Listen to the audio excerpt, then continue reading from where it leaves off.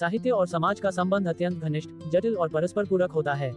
साहित्य समाज का दर्पण भी होता है और दिशा निर्देशक भी।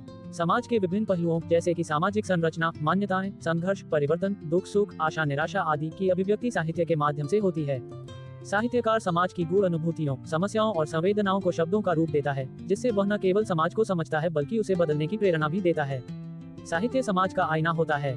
ये समाज में व्याप्त अच्छाई बुराई, विषमता समानता, अन्याय न्याय, संघर्ष संगठन, धार्मिक राजनीतिक स्थितियों को उजागर करता है।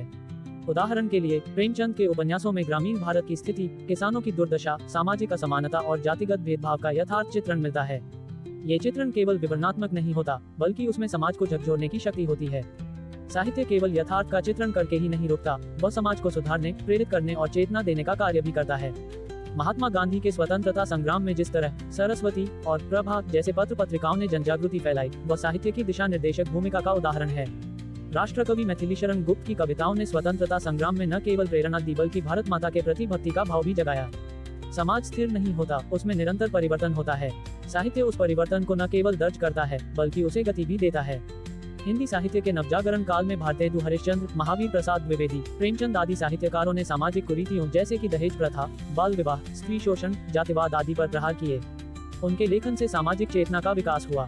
समाज साहित्य को विषय और सामग्री प्रदान करता है, जबकि साहित्य समाज को विचार और भावनाएं। जब समाज में परिवर्तन होता है तो साहित्य की भाषा, शैली, विधा और अभिव्यक्ति भी बदलती है। उदाहरण स्वरूप, आधुनिक काल में कविता की भाषा अधिक सहज और जनसामान्य की हो गई, जिससे साहित्य और समाज के बीच की दूरी घट गई। आज के डिजिटल युग में साहित्य की पहुंच और प्रभाव अत्यधिक व्यापक हो गई है। ब्लॉग, सोशल मीडिया, ऑनलाइन पत्रिकाएं आदि साहित्य को समाज के और भी निकट लाने में मदद कर रहे हैं। समकालीन साहित्य में समाज की जटिल समस्याएं जैसे कि बेरोजगारी, पर्यावरण संकट, मानसिक तनाव, उपभोक्तावाद, नारीवादी चिंतन आदि प्रमुख रूप से उभर कर आ रहे हैं। साहित्य और समाज एक दूसरे के पूरक हैं। साहित्य न केवल समाज का दर्पण है बल्कि उसका मार्गदर्शक और प्रेरणा स्रोत भी है।